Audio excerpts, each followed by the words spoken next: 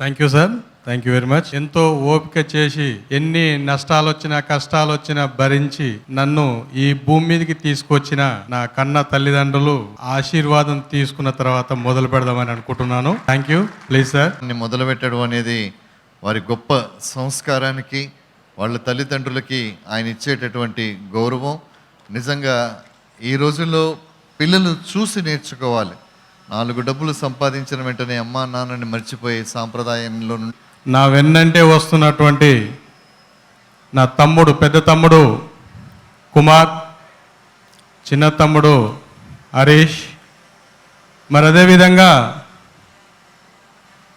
నాకు పెద్దన్నగా మీ కష్టాల్లో, మీ ఎదుగుదలలో మీ వెన్నంటే మేము ఉంటామని చెప్పేసి నాకు తోడుగా వచ్చినటువంటి సుధాకర్ చారి గారు, మర్రి వెంకటేశ్వర్లు గారు, అదేవిధంగా ఆ తమ్ముడు ప్రసాద్, మరి అదే కాకుండా ఇక్కడ వేదిక మీద ఉన్నటువంటి DR estate managing director Raj Kumar గారు, మరి అదేవిధంగా రాత్రికి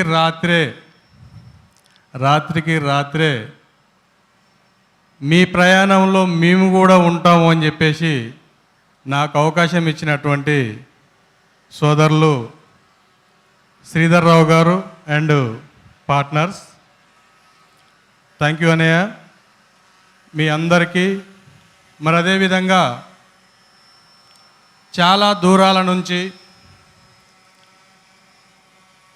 ఎంత లేట్ అయినా ప్రోగ్రాం చూసుకొనే వెళ్ళాలి అని చెప్పి తెలంగాణలో ఉన్నటువంటి అన్ని జిల్లాల నుంచి బస్సులు కట్టుకొని మరి ఈ మార్కెటింగ్ అసోసియేట్స్ సెమినార్ సురక్ష ఫ్యామిలీలో జాయిన్ కావడానికి తెలంగాణ అన్ని జిల్లాల నుంచి వచ్చినటువంటి మన మార్కెటింగ్ మిత్రులందరికీ, మార్కెటింగ్ లీడర్స్ అందరికీ, మరి అదేవిధంగా ఇక్కడ ముందుగా కూర్చున్నటువంటి పెద్దలు, నా తోడే ఉంటూ నా గతంలో ప్రతి క్షణం కూడా మీరు ఎక్కడ ఉంటే అక్కడే మీ వెంటనే ఉంటామని చెప్పేసి నాకు కలిసి వచ్చినటువంటి నా chief advisers, senior directors and directors, ప్రతి ఒక్కరికి పేరు పేరున, మరి అదేవిధంగా ఇక్కడ నా అడ్మిన్ మిత్రులు,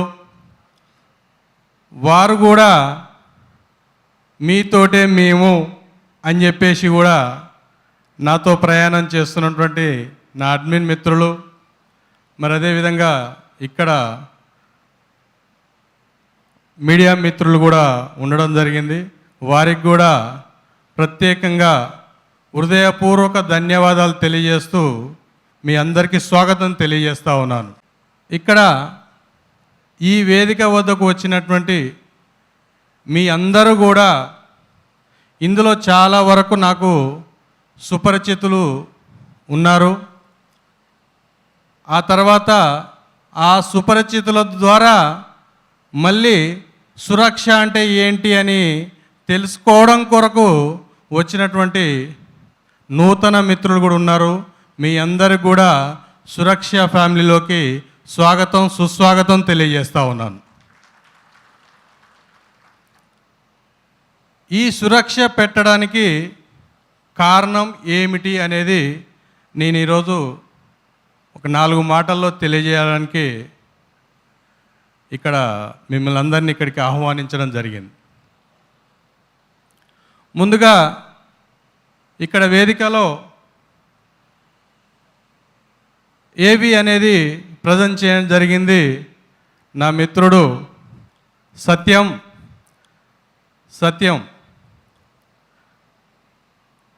తను వచ్చేసి నాకు రాత్రికి రాత్రి సస్పెన్స్ అది, దానికి ఇండైరెక్ట్గా సహకరించింది కుమార్, హరీష్. అంటే ఆ ఏవి చేస్తున్నటువంటి సంగతి కూడా నాకు రాత్రి వరకు తెలియదు. ఏదో సర్ప్రైజ్ చేయాలి, మీ జీవితం అంటే ఏందో తెలుసుకోవాలి, ఎన్ని కష్టాలు పడుతూ ఇక్కడి దాకా వచ్చాము, ఇక్కడి దాకా చేశారు అని చెప్పి విషయాన్ని తెలుసుకోవడం కొరకు నాకు తెలియకుండా మా బాబు సందీప్ దగ్గర కొన్ని ఫోటోలు సేకరించుకొని వాటన్నిటిని ఎడిట్ చేపించి రాత్రికి రాత్రి నాకు 12 కూడా కాదు, 1 గంట టైంలో నాకు వీడియో సెండ్ చేయడం జరిగింది. ఆ వీడియో సెండ్ చేసి నాకు ఫోన్ చేశారు. కానీ ఆ టైంకు నేను అంటే ఒకసారి చూస్తే దీన్ని ఫైనల్ చేస్తాము, ఏమన్నా తప్పులో ఒప్పులో ఉంటే మళ్ళీ సరి చేస్తాము, మీకు తెలియకుండా ప్రజెంట్ చేస్తే మళ్ళీ ఏమన్నా ప్రాబ్లం ఉంటే మాకు అంటే బాగుండదు కాబట్టి అని చెప్పి రాత్రి 1 గంటకు దాన్ని నాకు సెండ్ చేశారు.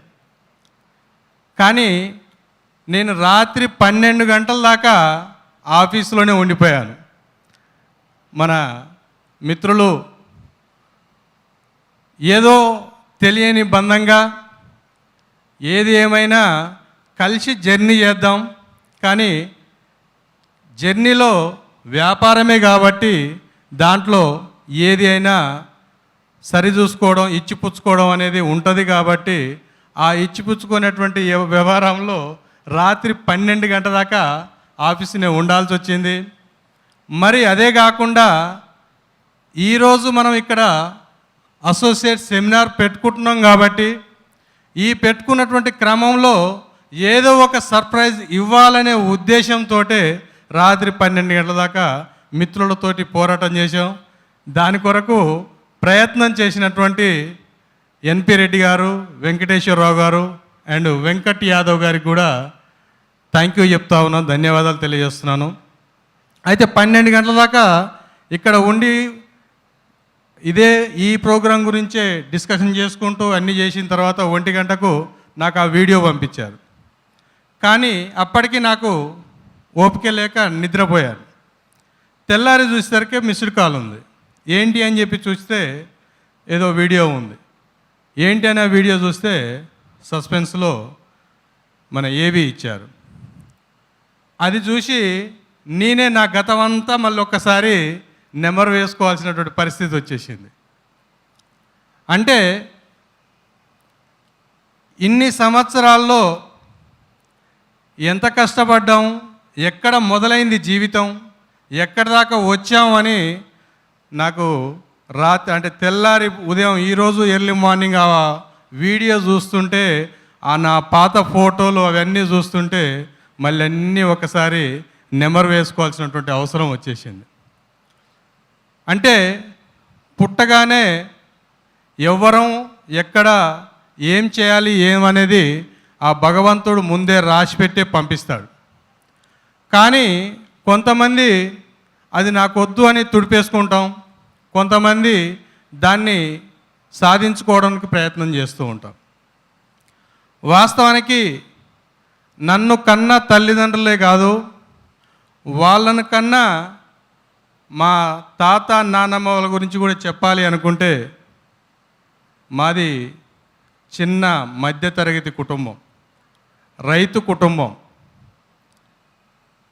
ఈ రైతు కుటుంబం వాళ్ళు ఫస్ట్ రైతులు అవ్వడం కొరకు ఎన్నో కూలి పనులు నాలి పనులు చేసుకుంటూ ఎన్నో ఈరోజు చూస్తున్నాం మనం ప్రాజెక్టులు, శ్రీశైలం ప్రాజెక్ట్, నాగార్జున సాగర్ ప్రాజెక్ట్, ఆ తర్వాత ఊర్లో ఉన్నటువంటి కుంటలు, చెరువులు, బావులు, ఇలాంటి పనులన్నీ కూడా ఆనాడు మా తాతల కానించి మొదలు పెడితే మా అమ్మ నాన్న వరకు కూడా గంపలతో మట్టి మోసి కట్టలు వేర్చి కట్టినటువంటి సందర్భాలు ఆ రోజు. ఈరోజు చాలా టెక్నాలజీస్ వచ్చాయి, ఎన్నో మిషన్లు వచ్చాయి, ఎన్నో యంత్రాలు వచ్చాయి. అంత కష్టం విలువ తెలియకుండా ఈరోజు అన్ని ప్రాజెక్టులు ఒక నెలల్లోనే చేస్తూ ఉన్నారు. కానీ ఆ రోజు కొన్ని సంవత్సరాలు కష్టపడితే తప్ప ఓ ప్రాజెక్టు నిలబడపోయేది. అది కూడా పూర్తిగా చేతి కష్టంతో చేయాల్సినటువంటి అవసరం. మా అమ్మ చెప్తూ ఉండేది, నువ్వు కడుపులో ఉన్నప్పుడు ఇగో ఈ ప్రాజెక్టు మేము మట్టి మోసి కట్టాము అని చెప్పేసి చెప్తా ఉండేది మా అమ్మ. అంటే నన్ను కడుపులో పెట్టుకొని అంత కష్టపడి ఆ కట్టలు కానీ ఆ చెరువులు కానీ ప్రాజెక్టులు కానీ ఆ బావులు కానీ తీస్తున్నాం అని చెప్పి ఎన్నో సందర్భాల్లో చెప్తూ ఉంటే, అరే ఈరోజు ఇంత హెల్దీగా ఉండి ఏదో చిన్న పని చేద్దామంటే చాలా ఇబ్బంది అవుతుంది, ఆ రోజు నన్ను కడుపులో పెట్టుకొని కూడా అంత పని చేశారని చెప్పేసి ఇప్పుడు మాకు అర్థమవుతుంది. అంటే వాళ్ళు ఎంతో కష్టపడితే తప్ప మనము ఈ భూమికి మీదకి రాలేదు, 5 వేళ్ళు నోట్లోకి పోలేదు. అంటే వాళ్ళు కష్టపడినటువంటి జీవితం, వారు అనుభవించినటువంటి బాధలు ఇవన్నీ కూడా వాళ్ళ కొరకు వాళ్ళు చేయలేదు, మన పిల్లల కొరకు అని చెప్పి ఆ పిల్లలను అభివృద్ధిలోకి తీసుకురావాలి. వాళ్ళకు కూడా నేను ఎంతో అంతో కన్నందుకు నేను ఎంతో అంతో ఆస్తి సంపాదించాలి.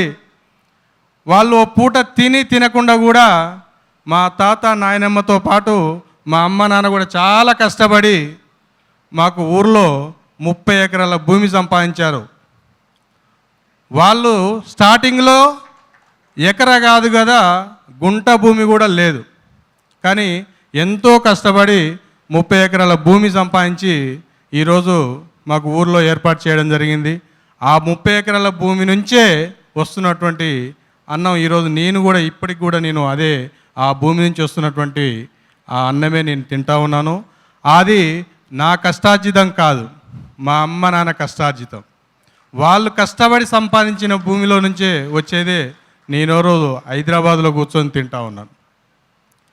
ఆ తర్వాత మనీ వాల్యూ చూసుకుంటే అప్పుడు మా చిన్నప్పుడు మా తాతను చిన్నప్పుడు మా తాతను ఒక పావులా అడిగితే, ఎందుకురా నీకు పావులా అని చెప్పాను. నేను ఏదో కొనుక్కుంటా, ఇది చేస్తా అది చేస్తా అని చెప్పి పావులు అడిగితే నాకు ఓ సందర్భంలో ఇగో ఈ 10 పైసలు తీసుకో అని 10 పైసలు ఇచ్చాడు. నాకు వద్దుపోయి 10 పైసలు ఆడ పడేశా. నువ్వు డబ్బులు పడేస్తావా అని చెప్పేసి నన్ను కిలోమీటర్ ఉరికిచ్చి కొట్టాడు. అది ఇప్పటికీ నాకు ఆ గుర్తుంది. అంటే డబ్బు వాల్యూ తెలుసుకో అని చెప్పేసి, వాల్యూ చాలా విలువైన దాని విలువ తెలుసుకో అని చెప్పేసి నాకు ఆ రోజు ఆ పావుల గురించి 10 పైసల గురించి నన్ను కిలోమీటర్ ఉరికిచ్చి కొట్టడం జరిగింది.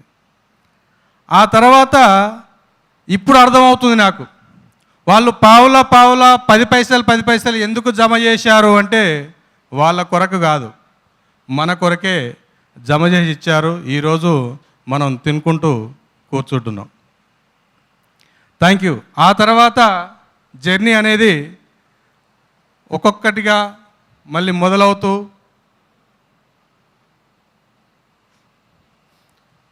తర్వాత మా తాత చాలా సందర్భాల్లో చెప్తూ ఉండేది,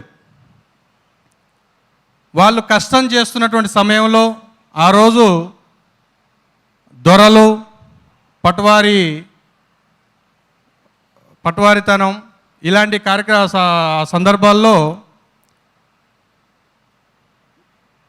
భూమి అనేది ఆ రోజు ఆ పట్వారి మా ఉండి, వెంకటయ్య నువ్వు ఆ 30 ఎకరాలు దున్నుకొని సాగు చేసుకొని అలా పంట పండించుకో అని అంటే, ఆ రోజు వాళ్ళకు ఉన్నటువంటి సౌకర్యాలు ఏంటి, మూట కొట్టి ఎద్దులతో దున్ని భూమి పంట పండించి తినేది. ఆ సందర్భంలో 30 ఎకరాలు 50 ఎకరాలు అది సాగు చేసుకొని చేసుకోమంటే కూడా చేసుకోలేని పరిస్థితి. ఎందుకు అంటే అది సాగు చేయాలంటే కొన్ని సంవత్సరాలు కష్టపడాలి. ఎందుకంటే ఇప్పుడున్నటువంటి సిచ్యువేషన్లో మిషన్లు పెట్టి సాగు చేసే పరిస్థితి లేదు. కొన్ని సంవత్సరాలు కష్టపడితే తప్ప అది సాగు భూమి కాదు, కంచెలుగా కొండలుగా ఉండేది. అంటే ఆ రోజు ఫ్రీగా ఇస్తా అంటే కూడా నాకు వద్దు, నేను చేసుకోలేను, నాకెందుకు ఈ భూమి అంతా, నాకున్న 1-2 ఎకరాలు చాలు, అది మూట కొట్టించుకొని దున్నుకొని పంట పండించుకొని నా పిల్లలు మేము తింటే చాలు అని చెప్పేసి ఆ రోజు తృప్తి పడ్డారు. కానీ ఆ రోజు సాగు చేసుకొని భూమి శిస్తు కట్టుకుంటే 100 ఎకరాలు అలా కట్టుకున్న వాళ్ళు కూడా వందల ఎకరాలు 1000 ఎకరాల ఆసాములు ఉన్నారు. కానీ గడుస్తున్నటువంటి కొన్ని సంవత్సరాలలో తాతల కాడికి వచ్చేసరికి ఎకరాలు ఫ్రీగా ఇస్తా అంటే కూడా తీసుకోలేని పరిస్థితి. ఆ తర్వాత ఎకరాలు కొనడానికి కొంత కష్టపడి కొనాల్సి వచ్చింది. ఆ తర్వాత అంటే ఎకరా కొనడానికి కూడా మళ్ళీ వాల్యూ పెరిగింది. ఈరోజు సిచ్యువేషన్ చూసుకుంటే గజాలు కొంటున్నాం. అతి త్వరలో హైదరాబాద్లో ఫీట్లు కొనాల్సినటువంటి పరిస్థితి. అవునా కాదా? అంటే ఒకప్పుడు భూమి ఎంతో ఉంది, జనాభా చాలా తక్కువ ఉంది. ఈరోజు భూమి అంతే ఉంది, కానీ జనాభా కోట్ల పెరుగుతూ ఉన్నారు. అంటే సింపుల్గా జనాభా పెరుగుతుంది తప్ప భూమి పెరగదు. ఒకే ఒక్క చిన్న లాజిక్.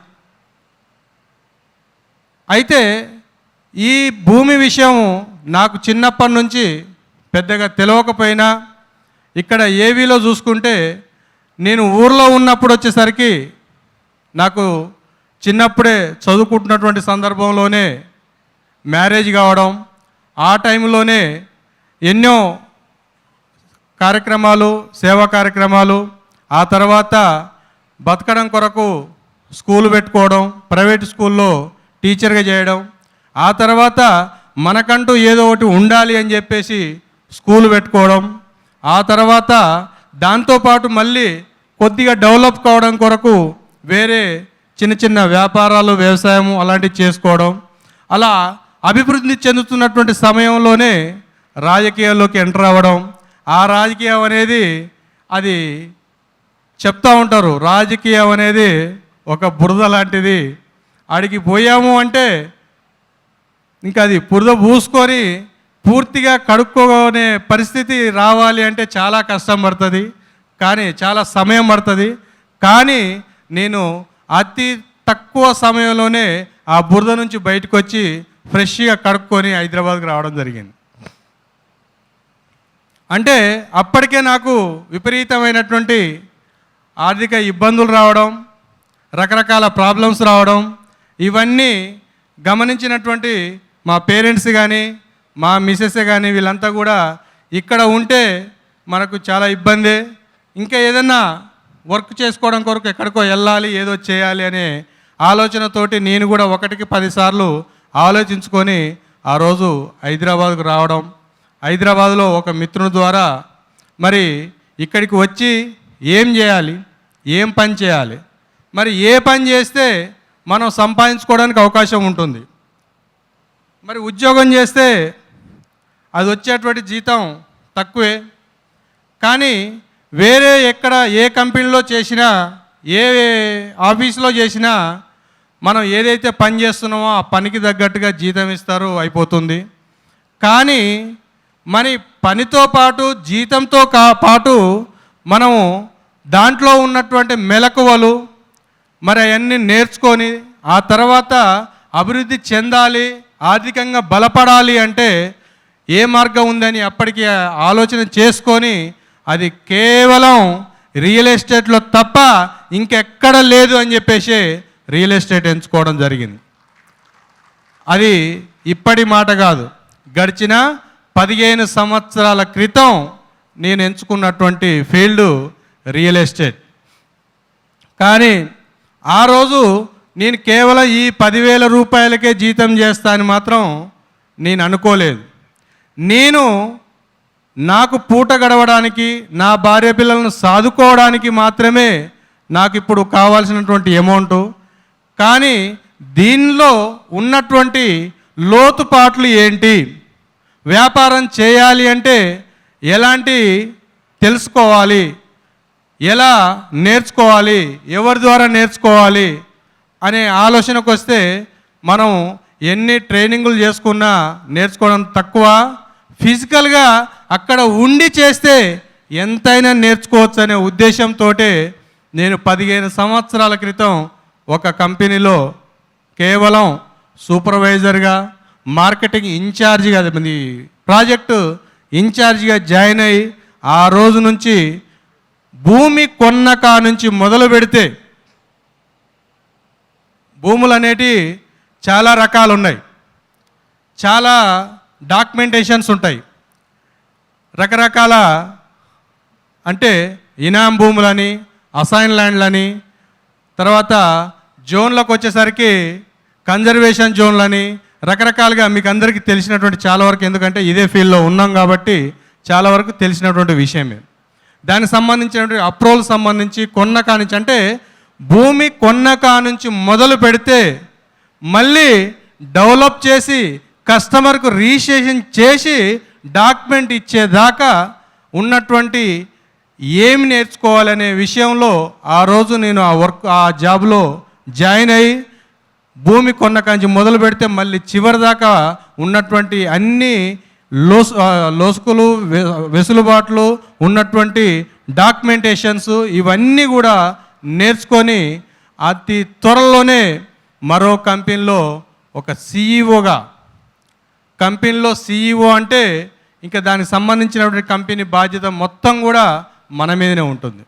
మరి అలాంటి బాధ్యతలు నేను తీసుకోవడమే కాకుండా, నేను తీసుకోవడం కాదు, అది నాకు అవకాశంగా ఇచ్చినటువంటి పెద్ద ఆయన కూడా నేను ఈరోజు గుర్తు చేసుకొని ఇక్కడ చూపించడం జరిగింది మీ అందరికీ. అందులో కొంతమందికి ఆయన తెలుసు, కొంతమందికి తెలియకపోవచ్చు.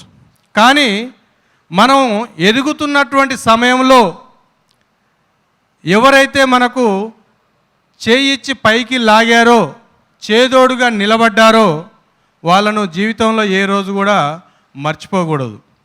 ఆ మర్చిపోయిన రోజు ఆ జీవితానికే అర్థం లేదు.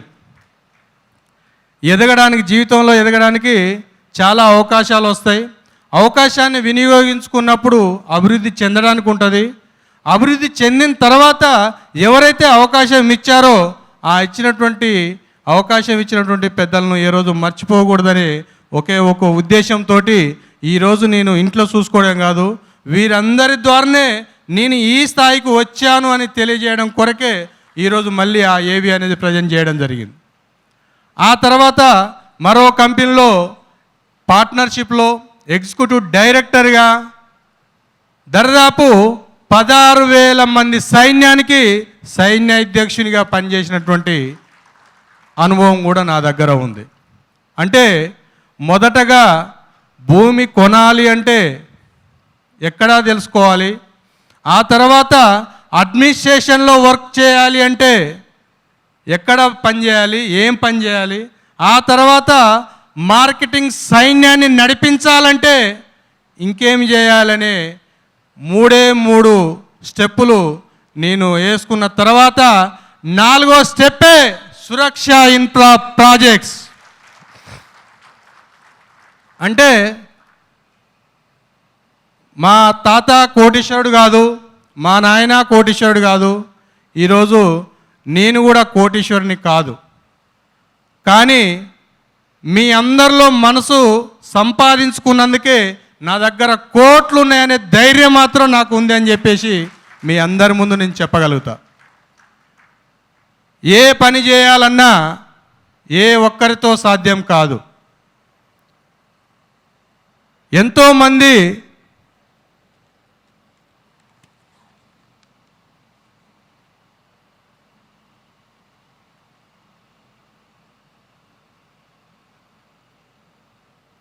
థ్యాంక్ యూ రాఘవన్ గారు థ్యాంక్ యూ. అయితే చాలామంది అనుకుంటా ఉంటారు, నేనొక్కనే ఇంత పని చేశాను, అంత పని చేశాను, ఇంత బిజినెస్ ఇచ్చాను, ఇన్ని కోట్లు సంపాదించాను, ఇన్ని అని చెప్పి. కానీ ఏ ఒక్కరం సంపాదించలేము అని చెప్పి మాత్రం నేను గట్టిగా చెప్పగలుగుతా. ఎందుకు అంటే మనం చేసేటువంటి ప్రతి పనిలో ఎవరో ఒకరు సపోర్ట్గా ఉంటే తప్ప నువ్వు కోట్లు సంపాదించడానికి అవకాశం లేదు, లక్షలు సంపాదించడానికి అవకాశం లేదు. మన అందరం కలిసి చేయి కలిస్తేనే. ఇప్పటిదాకా పెద్దలు కొంతమంది మిత్రులు మన శ్రీనివాస్ గారు కానీ, ఏఎం సూరి గారు కానీ, వక్తలు అందరూ కూడా, జీవన్ కానీ, వీళ్ళంతా కూడా చెప్పడం జరిగింది, సపోర్ట్లు కూడా కొట్టించడం జరిగింది. అంటే ఒక చేయి ఎప్పుడైతే మన 2 చేతులు ఒక చేయితో సపోర్ట్లు కొట్టడమే జరగదు, 2 చేయి కలిస్తేనే సౌండ్ వస్తుంది, 100 చేతులు కలిస్తేనే పెద్ద శబ్దం వస్తుంది అని చెప్పేసి మనందరికీ తెలిసినటువంటి నిజం. కాబట్టి ఈరోజు ఈ స్టేజ్ మీద ఈ సురక్ష ఇన్ఫ్రా ప్రాజెక్ట్స్ నిలబడ్డది అంటే నా ఒక్కడిది కాదు. ఇప్పటిదాకా నన్ను నమ్ముకొని వచ్చినటువంటి మార్కెటింగ్ మిత్రులు అందరూ కలిస్తేనే, అడ్మిన్ మిత్రులు అందరూ కలిస్తేనే ఈరోజు సురక్ష ఇన్ఫ్రా ప్రాజెక్ట్స్ అనేది ఇక్కడ పెట్టుకోవడం జరిగింది. అంటే నేను వచ్చినప్పుడు హైదరాబాద్కు ఒక్కడిగానే వచ్చా, హైదరాబాద్కు వచ్చినప్పుడు ఒక్కడిగానే వచ్చా. ఈరోజు హైదరాబాద్ నడిబొడ్డులో కొన్ని వేల మంది హృదయాలలో స్థానం సంపాదించని చెప్పి మాత్రం నేను గట్టిగా చెప్పుకోగలుగుతా. ఎందుకంటే మీరందరూ కూడా నేనేదో కోట్లు పంచి పెడతానో లక్షలు పంచి పెడతానో నా దగ్గరికి రాలేదని చెప్పేసి మీకు అందరు కూడా తెలుసు. చాలామందికి కూడా నా దగ్గర ఉన్నది ఒక్కటే మనసు, ఏంటంటే ఎవరైతే కష్టపడతారో, ఎవరైతే కంపెనీని నమ్ముకొని పని చేస్తారో, ఎవరైతే నాది ఈ కంపెనీ మీది కాదు నాది అని ఎవరైతే గట్టిగా పని చేస్తారో వారికి మాత్రం 100% నేను ఎన్ని వేళలా సపోర్ట్గా ఉంటా అని చెప్పేసి మీకు గట్టిగా చెప్పగలుగుతాను.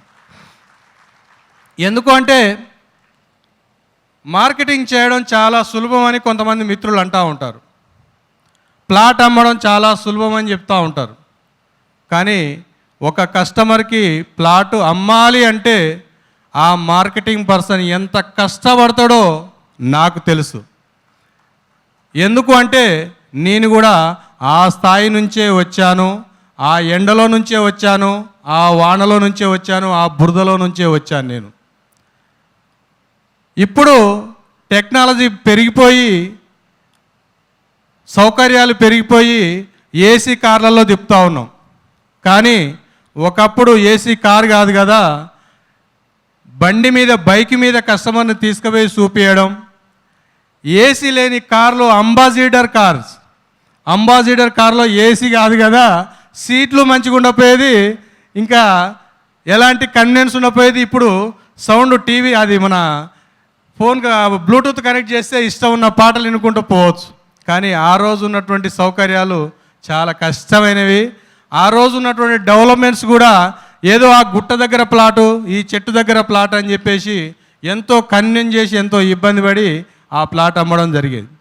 కానీ ఈరోజు ఉన్నటువంటి సిచ్యువేషన్లో ఏసీ కార్లు ఉన్నాయి, అన్ని రకాల డెవలప్మెంట్స్ ఉన్నాయి, అన్ని రకాల సౌకర్యాలు ఉన్నాయి. కానీ అంతే, మనం ఎంతైతే టెక్నాలజీ డెవలప్ చేసుకుంటున్నామో మనకంటే ఎక్కువ టెక్నాలజీ కస్టమర్ కూడా డెవలప్ చేసుకుంటున్నాడు. అవునా కాదా? అంటే తను వచ్చేసి నేను ఒక సంస్థలో మంచి ప్రాపర్టీ కొనుక్కోవాలి, నేను కొనుక్కున్న దానికి ఏ విధంగా ఉంటుంది అని చెప్పేసి తన ఆలోచనలో తను వెతుకుతూ ఉంటాడు.